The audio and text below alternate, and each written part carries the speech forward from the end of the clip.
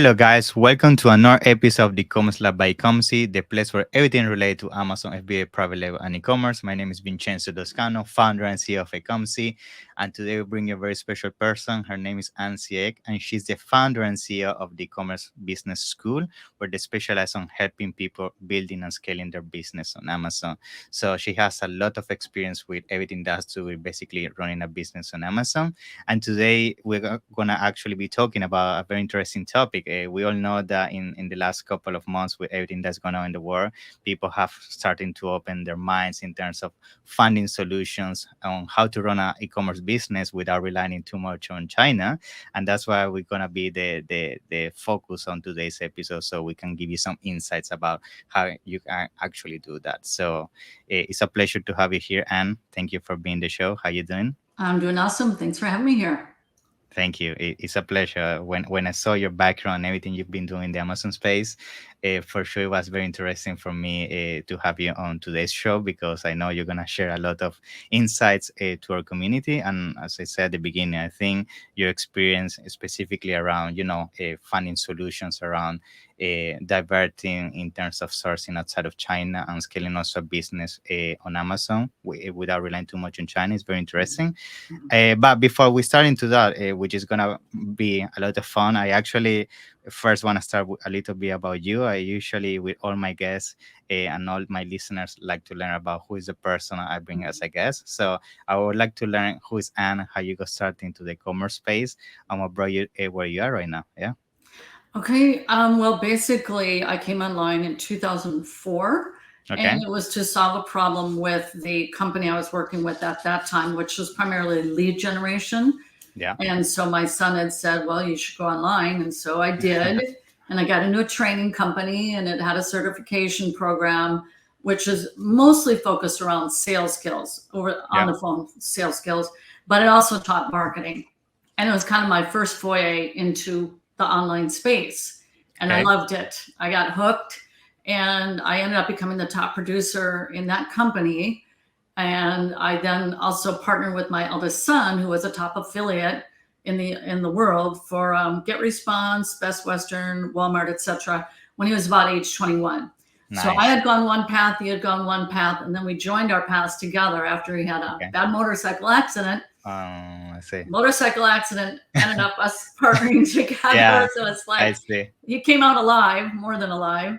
And we worked together for 10 years, which was basically the niche that we taught to at that time was how to do lead generation for people who are in direct sales. Okay. And it's that industry is formally called the attraction marketing industry. So we did that for about 10 years. We did really, really well. Our first ebook we sold about $4.5 million, our very first ebook back in 2007. And then though, we shifted into e-commerce. It was the fall of 2013. And curiously enough, my two sons had an eBay business when they were junior high and high school. So it's like, oh yeah, hey, that's an old friend of ours. So yeah, let's take a look at this. And I had an inner circle group that I was mentoring for sales funnels. And I said, I did on New Year's Eve, hey, you should check this out.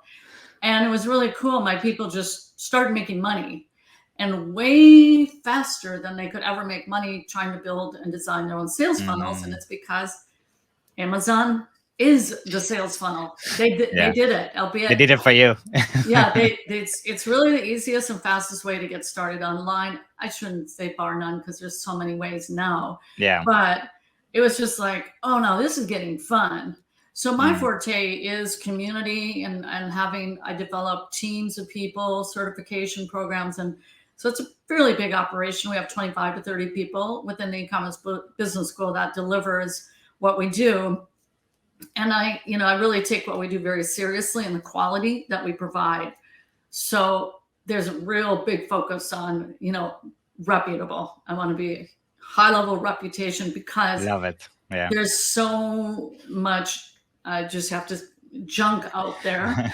And we get the people. I agree with you. Don't worry. It's sad. And I'm like, darn it all. I wish they would cut with this already, because that's what I keep having to fight against. And it's never going to go away. It's just part of the gig. Especially because online, it's easy to get you can throw up hang your shingle out, throw up a sales page, and Yeah, I mean, anyways. it's like the typical thing you find in Instagram. Oh, sell this cup or buy on Alibaba 50 cents, sell it for $12, become a Yes, millionaire. exactly. Yeah. You become a millionaire. And Yeah. it's just, it's annoying, but it's the space. And Yeah. it is what it is. Yeah. So we shifted, and so this is our 9th year. We're headed into our 10th year. We've had about 9,000 students. And so now, I'm going to zoom out and do a little bit of a global view. Our approach initially was to get out there and start teaching all the methods. So you mentioned about China. So we have done sourcing trips to China. My son actually is a sourcing agent in China, and he's been there for over 11 years. So we've done that. and I always look at it as everything has levels of risk in terms of, I liken it to a swimming pool. You have the shallow end of the pool. So when you've got a little child, you don't run them down to the deep end and say, okay, hey, honey, I'm just going to take Johnny up on the diving board. Just watch, make sure you take a video while I drop him in the water. That's kind of like what it is to take someone brand new online, brand new, and let's go sourcing from China and become millionaires. And there's a very, very, very well-known program, I won't say the name, that came out in like 2014-ish, maybe even before. And it just, boom, I think I can recall it. Yeah. Yes. And the affiliates were promoting it, and we call that one the one-hit wonder. You're gonna get rich with your one-hit wonder, and it was like a mixture between Tony Robbins and that's the business. One. Yeah. And Robert Kiyosaki too. And it's just like, oh boy. And they don't know any different. They're just, hey, this is the big one. And hey, you're going to be an affiliate. Trust me, dude, you're going to make a lot of money on this. Just, we got the marketing, we can do it. Well, we had some of those folks from that very program, and God bless them. I'm just trying to I always like, as Robert Kiyosaki says, intelligence is the ability to make finer distinctions. That's all I'm trying to do here, is make finer distinctions.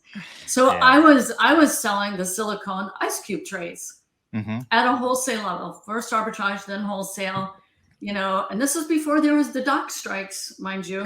But in any case, we had 2 gals who came into our program, and they had been through the one-hit wonder program, and they ordered a container full of the silicone ice cube trays. Wow. Well, they had already fatigued and gotten oversaturated in the short time I was doing it as a wholesaler, very low quantity, mind you.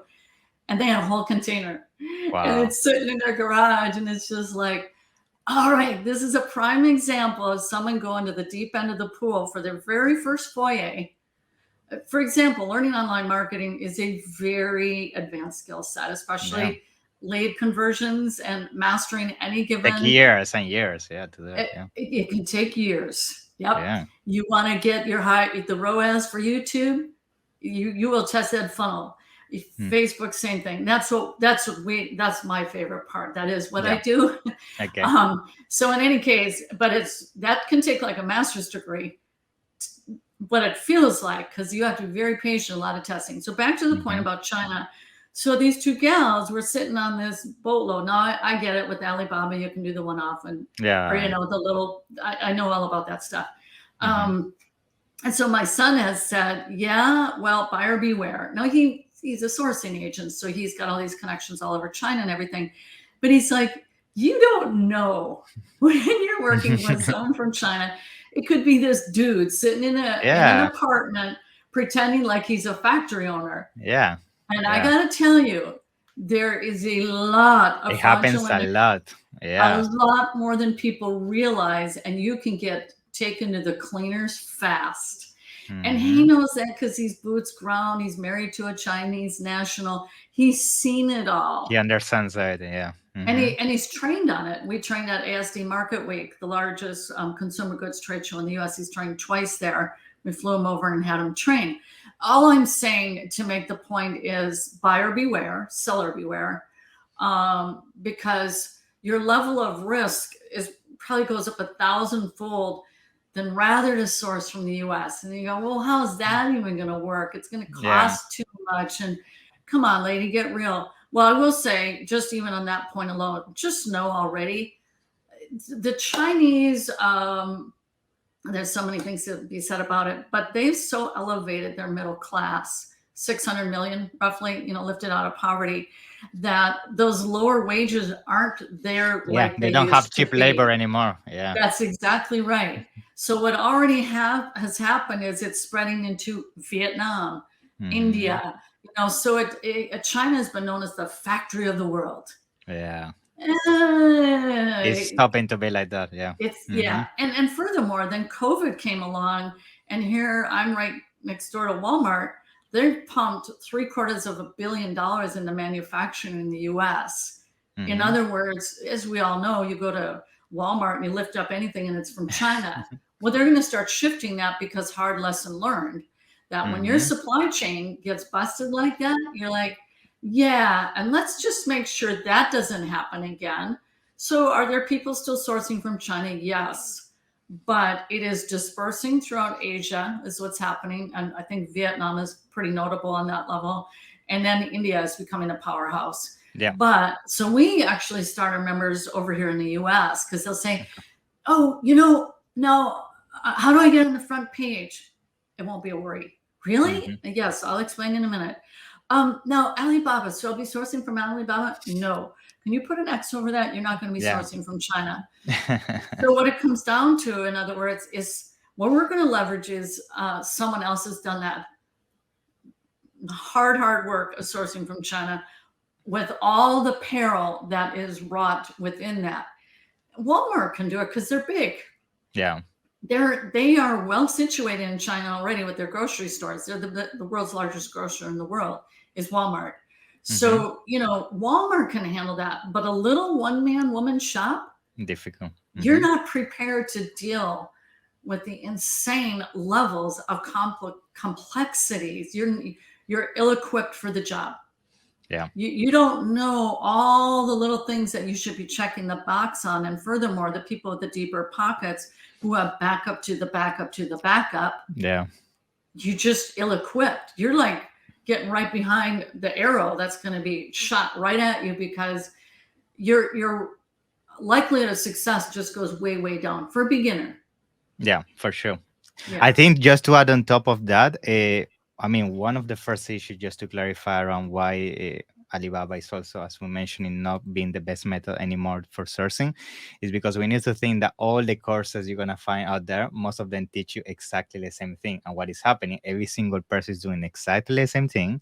And that's why everybody ends up with the same product. They are doing exactly the same A to Z procedure. So that's very important to point out, because that's the reason why most people, when they launch a product, they find out that after 2-3 months, everybody has that product. Because if you go to Alibaba, and I say this to all my clients as well, if you go to Alibaba and you search for a product and you already see the first page full of products, the same image over and over, it's most likely a lot of people is already sourcing that product again. So I think we need to start shifting that copy paste mentality of just going to Alibaba, and start thinking outside the box, as you say. Finding solutions outside of China, which, by the way, I don't know if you have heard, but a lot of people is even testing sourcing from Mexico, for example, which is next door. So that's an interesting thing as well. Yeah, for sure. 100%. I think what has happened is kind of a Pandora's box with what happened to China, and they're pretty rickety right now.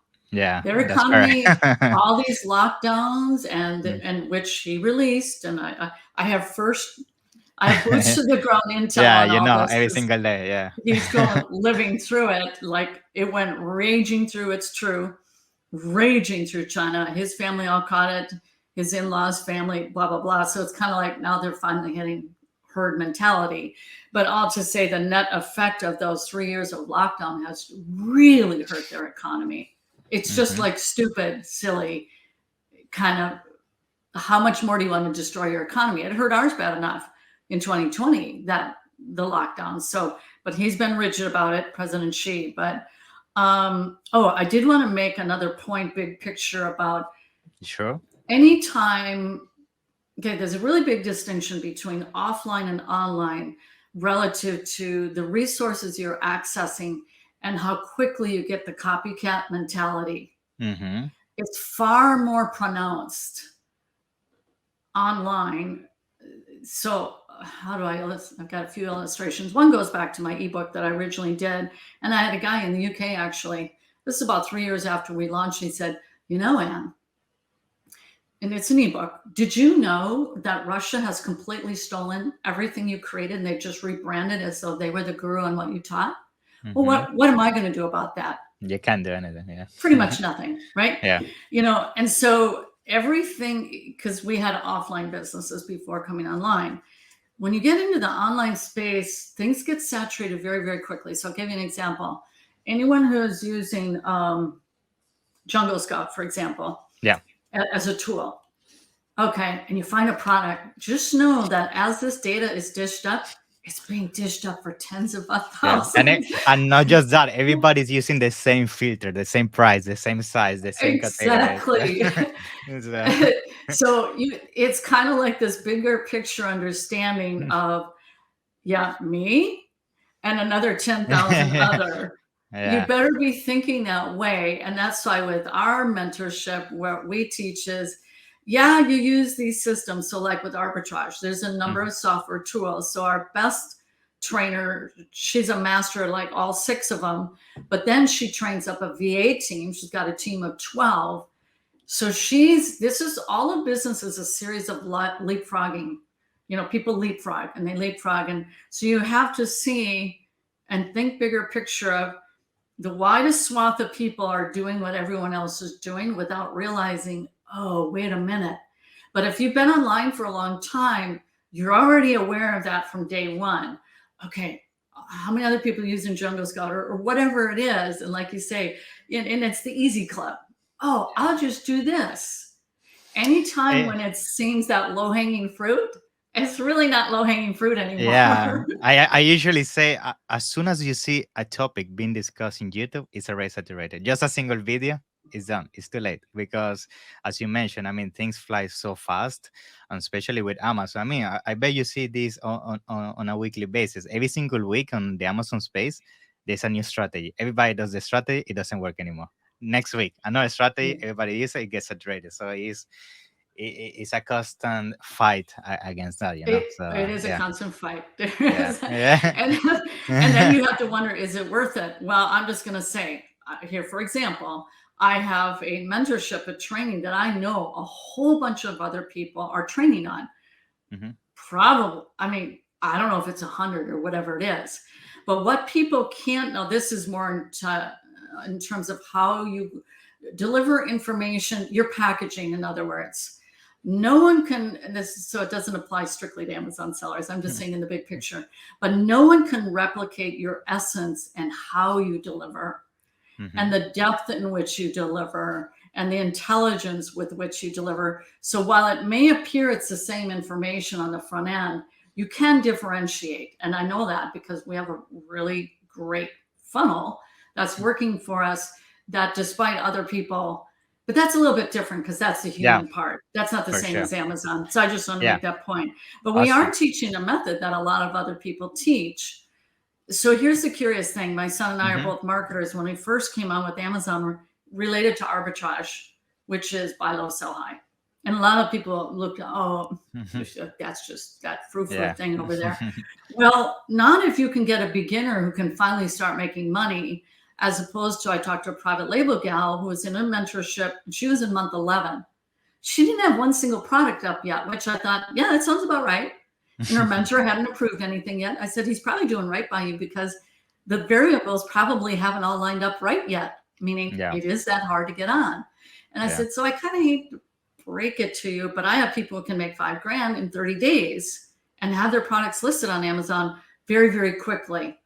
Because all she wanted, her pain point was, I still don't even have a single product up yet, Ann. That's all she wanted. Just kind of like, I sold something. She wanted to be able to say, I sold something, but she was 11 months out. And one could say, well, I hate to break it to you, honey, but you probably shouldn't have started with that method. I know.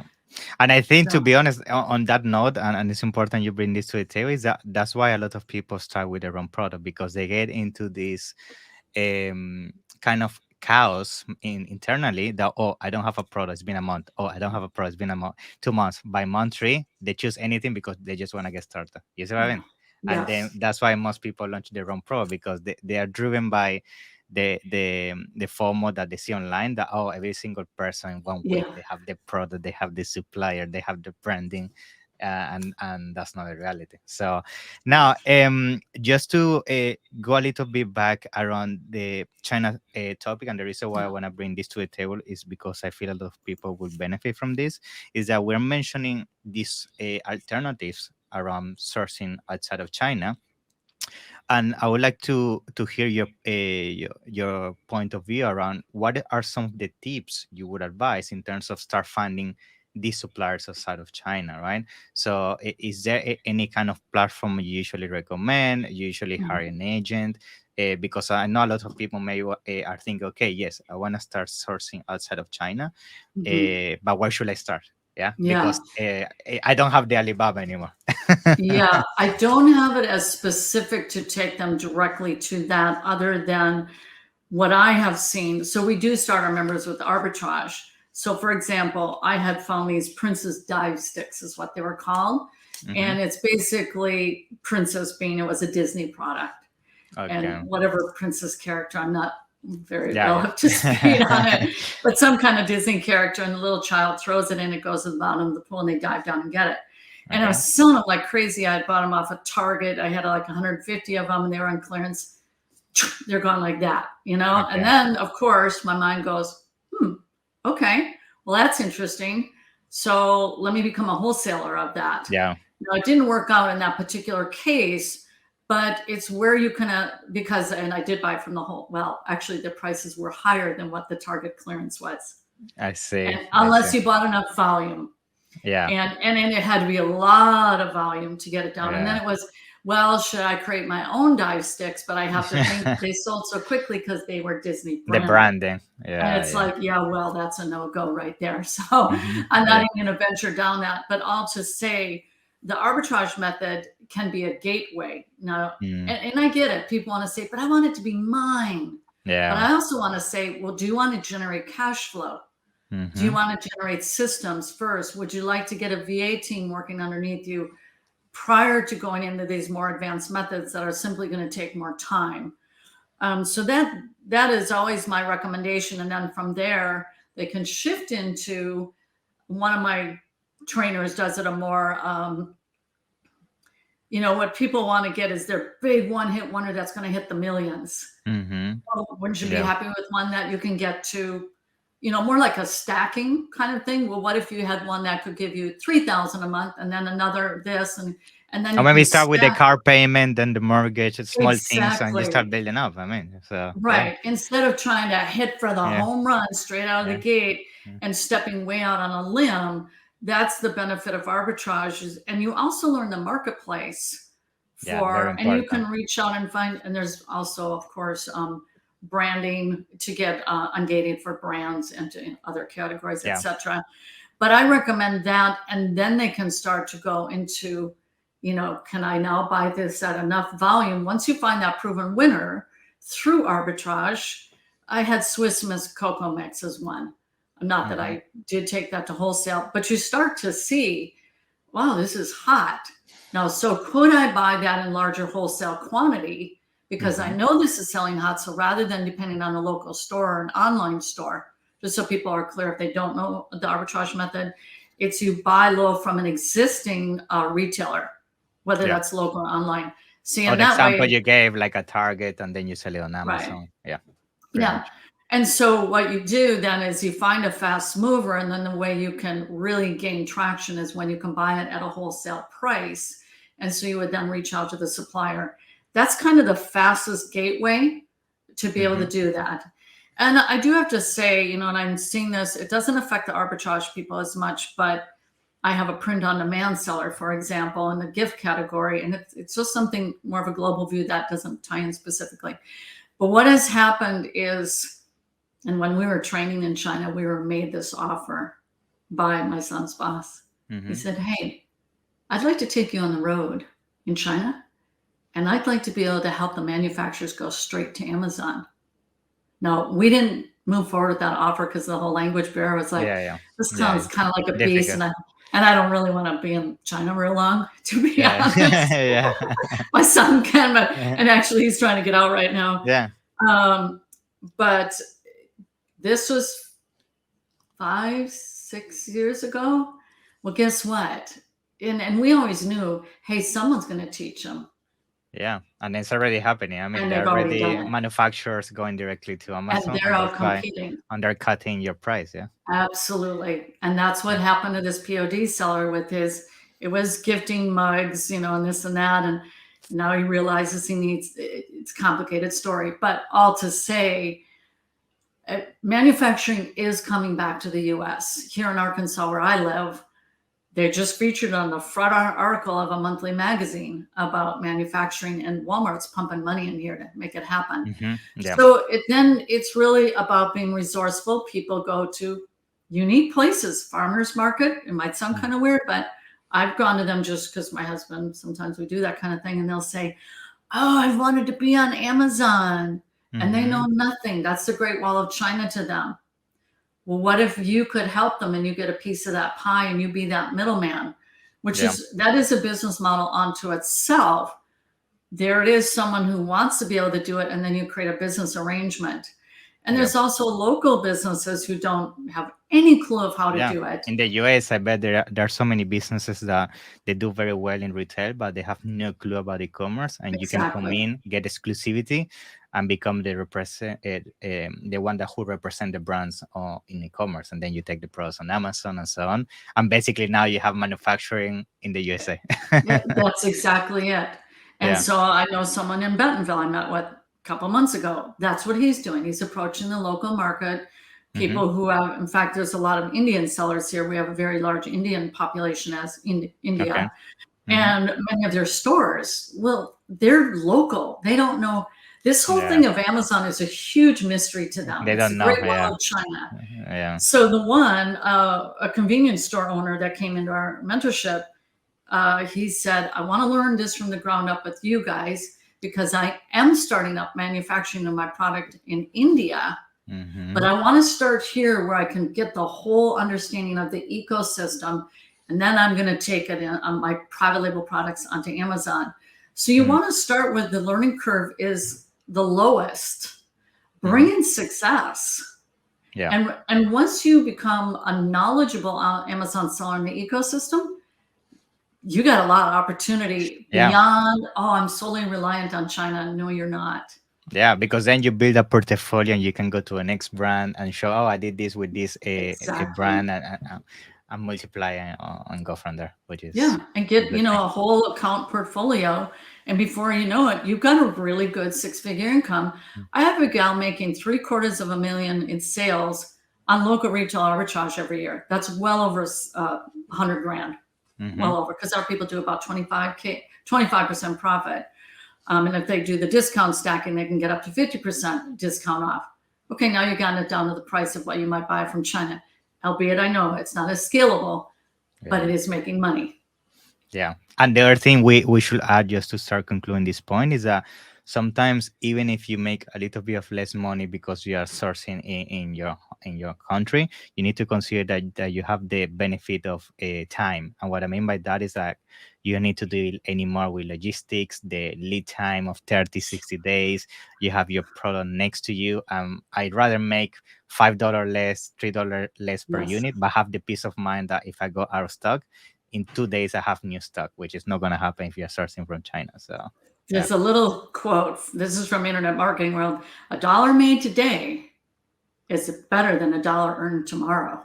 Yeah. Do you want to make it now or not? And my son had written a hand manual, a handbook for when we were sourcing in China, and the whole flow, the logistics. Yeah, it's crazy. And where anything can go wrong, like when the dock strikes were going on, and then they had it where, it was the dock strike. And these ships, remember this about a year ago? They were all waiting. Many, like 50 to 100. It bled into a fair amount of 2022, where they're sitting out there, and then here's these poor Amazon sellers. That's my product out there. Get that thing over here, And just think, if you can go to a local store and flip and sell, and you have sold that. Sometimes they sell right. We have people through merchant fulfilled, literally in a store. They're listing it before they get to the cash register and it's sold. Yeah, which is awesome. That's great. Yeah. Well, I think, to be honest, we cover a lot of amazing things around, the Amazon space. I think especially this topic around finding solutions outside of China is a very hot topic nowadays. And I'm sure we can definitely do more episodes in the future about this. But from my side, I mean, it's been a pleasure to have you on. And I think to start concluding, I would like to give you the last couple of minutes so you can share where people can reach out to you if they want to learn more about what you do and your company. And then I'm going to make sure to put it down in the description. Yeah. Yeah. Just go to ecommercebusinessschool.com. ecommercebusinessschool.com. If you were to Google my name, annsieg.com, it'll redirect you right to that page. Okay. And if it's permissible, we have a free gift. It's called a profit projection calculator. Awesome. It's free, and it comes with a 22-minute training, and it basically breaks down the math, and there is a calculator app that you can just have. I love numbers. Give me the numbers and I'm golden. That's what matters. That's what matters. And so we'll give that as a free gift as well, so they can have that. But again, it'd be ecommercebusinessschool.com. Awesome. I'm going to make sure to highlight that in the comments. Okay. So thank you, Ann. It's been a pleasure. I'm looking forward to have you on the next one. Yeah. Thank you. Bye-bye.